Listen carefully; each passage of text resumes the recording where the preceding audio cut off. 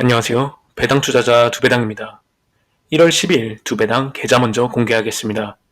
배당 주식 투자 금액은 1억 800만 원, 세금을 제외한 1년 예상 배당 금액은 550만 원이고 월 평균 배당금은 46만 원입니다. 최근에는 현대차와 기아를 제외한 다른 종목은 매수하고 있지 않습니다. 두배당의 투자 포트폴리오와 상반기 매수 전략은 다음 영상을 통해 공유드리도록 하겠습니다. 2025년 새해가 밝았습니다. 1년 농사를 결정짓는 가장 중요한 시기인 만큼 오늘은 종목에 대한 얘기는 잠시 미루고 건강한 배당 투자, 장기 투자 생활을 위해 우리가 가장 먼저 해야 할 일에 대한 영상을 준비했습니다. 제가 2년 가까이 직장인 재테크 모임을 운영하면서 수백 명의 사람들과 그리고 경제 인플루언서들과 얘기를 나누며 느낀 점을 영상에 담았습니다. 종목 소개 아니니까 쉬어가는 코너라고 생각하지 마시고 두배당이 종목 선정, 포트폴리오, 그리고 매수 매도보다 중요하게 생각하는 것들에 대한 이야기니 집중해서 들으시면 2025년 더 높은 확률로 투자 수익을 얻으실 수 있을 것이고 더 나아가 올바른 투자 마인드와 원칙을 가지고 건강한 투자 생활을 하실 수 있게 될 것입니다. 오늘 말씀드릴 주제는 금융 지식입니다. 금융 공부는 그냥 하시면 안 됩니다. 왜 해야 하는지 명확히 알고 해야 오래 지속할 수 있고 올바르게 할 수 있습니다.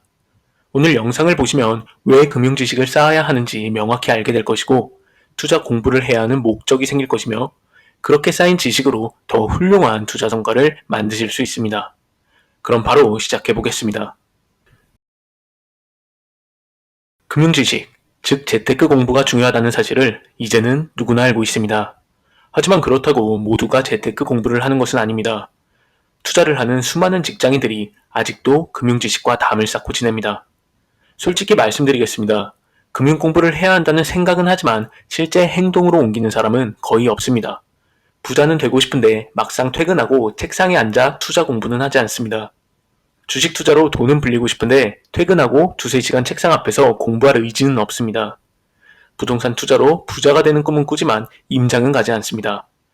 내가 투자한 회사에 어떤 일이 일어나는지 잘 모릅니다.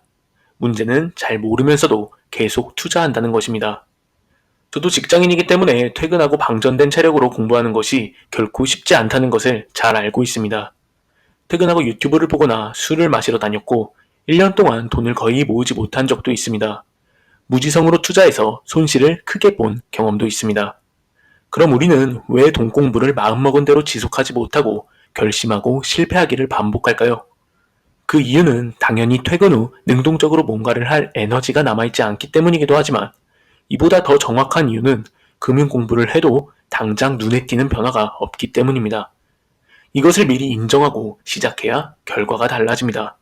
예를 들어 오늘 밤 주식이나 부동산 책을 몇 시간 동안 읽었다고 해서 내일 아침 통장에 돈이 더 들어오는 것도 아니고 갑자기 경제적으로 여유로워지는 것도 아닙니다. 그렇다 보니 많은 사람들이 금융 공부를 나중에 여유 있을 때나 해야 할 일, 목돈 먼저 모으고 해야 할 일 정도로 생각합니다.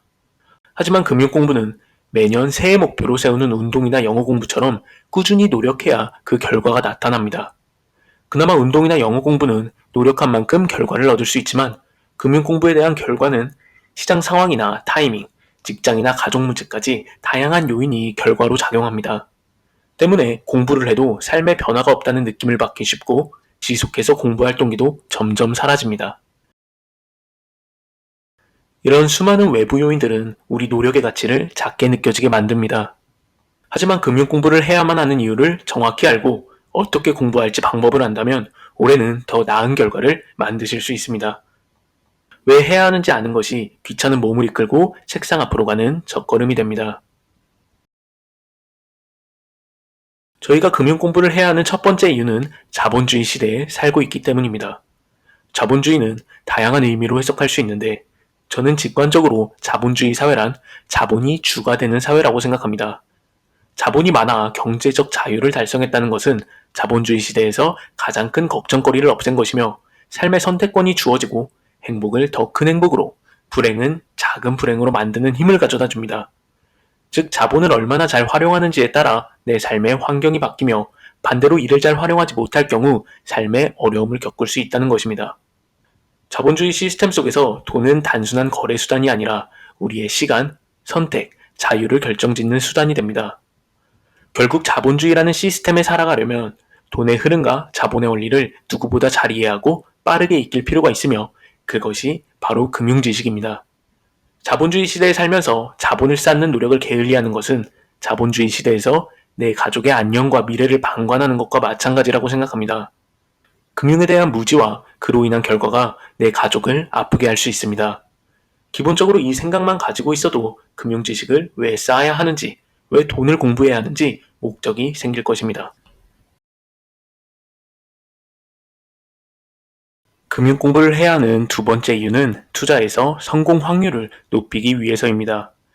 예시를 통해 말씀드리겠습니다. 먼저 투자로 수익을 낼 확률과 손실을 볼 확률이 각각 50%라고 가정해 보겠습니다. 총 100% 안에서 우리는 어떻게든 수익 쪽으로 비중을 늘려야 합니다. 이 100% 안에는 다시 4개의 지분으로 나뉩니다. 시장 상황, 경제, 금리 환율이 각각 25%, 그리고 개인의 투자 실력, 즉 컨트롤 가능한 영역이 25%를 차지하고 있습니다. 시장 상황과 경제, 그리고 금리 환율은 우리가 예측하거나 바꾸는 등 개인이 영향을 미치기 어려운 영역입니다. 하지만 종목 선정이나 타이밍 등은 우리가 컨트롤할 수 있는 영역입니다. 어떤 주식을 선택하느냐에 따라 수익률이 결정됩니다. 이건 우리가 공부와 분석으로 개선할 수 있는 영역입니다. 공부를 통해 25%를 다 채울 수도 아예 못 채울 수도 있는 것이죠. 이것이 얼마나 중요한지 말씀드리겠습니다. 내가 공부를 하지 않아서 종목 선정처럼 컨트롤 가능한 영역을 채우지 못했다고 가정하겠습니다. 그렇다면 시장과 경제가 좋아도 저는 손실을 보게 됩니다. 장은 좋은데 내 주식만 파란불인 경험이 다들 있으실 겁니다. 반대로 내가 열심히 공부하고 분석해서 이 영역을 계속 채워나가 25%를 다 채웠다고 하겠습니다. 그럼 시장 상황이나 경제가 잘 받쳐주지 못하더라도 수익을 볼 수 있습니다. 모든 상황이 절반인 경우는 어떨까요? 코스피, 나스닥이 횡보를 유지하고 금리도 환율도 평안한 시기가 있습니다. 이때는 당연히 실력 있는 사람이 돈을 법니다. 우리는 이 영역을 항상 최대치로 끌어올려놔야 유리한 게임을 할 수 있습니다. 예시로 설명드렸지만 사실 저는 개인이 컨트롤할 수 있는 영역이 투자 결과의 50%는 차지한다고 생각합니다. 금융 공부를 한다는 것은 종목을 고르는 능력을 키우는 것이고 좋은 판단력과 위험 관리 능력을 갖추는 것입니다. 결국 우리가 컨트롤할 수 있는 부분에서는 최대한 확률을 높여놔야 합니다. 이것은 빠르면 빠를수록 좋고 많으면 많을수록 좋습니다. 세 번째 이유는 금융지식의 양극화 때문입니다. 금융지식 격차는 자산 격차와 마찬가지로 날이 갈수록 점점 더 벌어지게 됩니다. 일반적으로 비슷한 환경에서 1억을 모은 직장인과 1,000만 원을 모은 직장인의 금융지식은 분명 차이가 있고 이렇게 모은 자본은 지키고 불려야 하기 때문에 1억을 가진 직장인이 1,000만 원을 모은 직장인보다 상대적으로 금융 재테크 공부에 관심이 더 많습니다. 초기에는 비슷한 월급이지만 돈을 더 많이 모으고 불렸다면 이것은 금융지식의 차이에서 비롯되는 경우가 많으며 이 차이로 인해 벌어진 자산 격차는 또다시 금융지식 격차를 벌리게 됩니다. 금융지식 격차는 자산 격차로 이어지며 자산 격차는 결국 삶의 질의 격차로 이어지는 것입니다. 다시 한번 또 강조하겠습니다. 지금까지 모아놓은 돈이 있고 없고는 상관없습니다. 소비 통제부터 예금, 적금, 자산관리, 투자 등 금융지식을 당장이라도 빨리 쌓아놔야 돈을 모으는 속도가 붙습니다. 금융 공부를 하는 것이 내 삶을 변화시키는 것임을 반드시 기억해 주셨으면 합니다. 저는 이 세 가지 이유만으로도 금융 공부를 시작하고 지속하기에 충분했습니다. 이것들이 제가 2년 가까이 직장인 재테크 모임을 운영하면서 수백 명의 사람들과 얘기를 나누며 느낀 점입니다.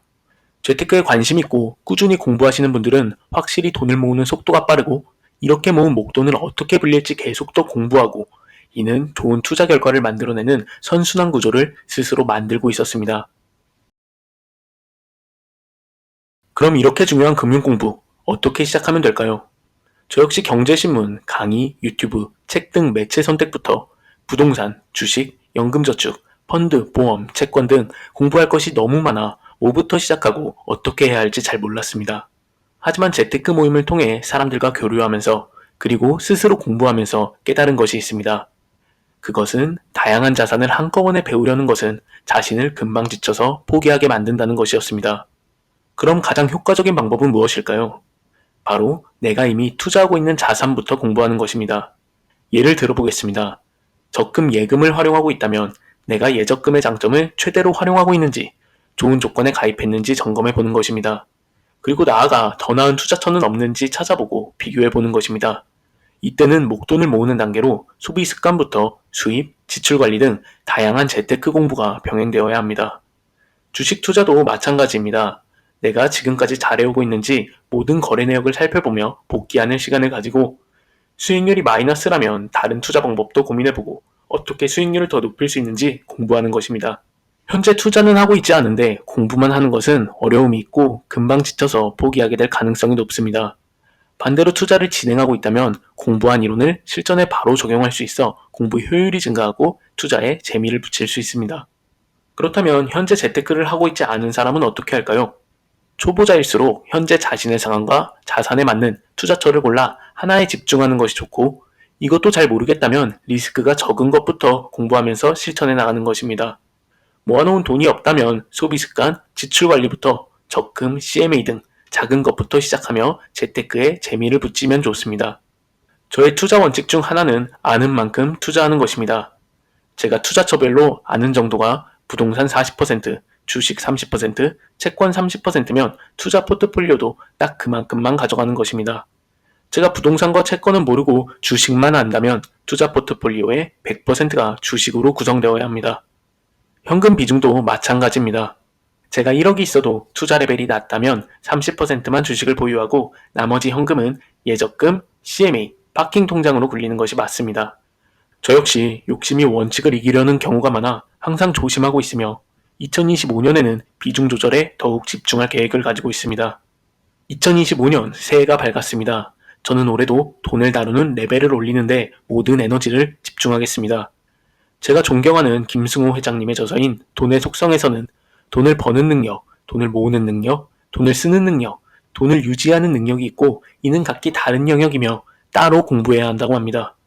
금융공부에는 이 모든 것이 포함되어 있다고 생각합니다. 시간이 더 가기 전에 두 배당과 함께 금융공부를 시작하면 좋겠습니다. 자본주의 시대를 따라가지 말고 이용할 수 있는 우리가 됐으면 좋겠습니다. 여러분들의 투자 생활에 도움이 될 수 있는 좋은 영상을 올리겠습니다. 2025년 두 배당과 함께 건강한 투자 생활을 했으면 좋겠습니다. 오늘도 시청해주셔서 감사합니다.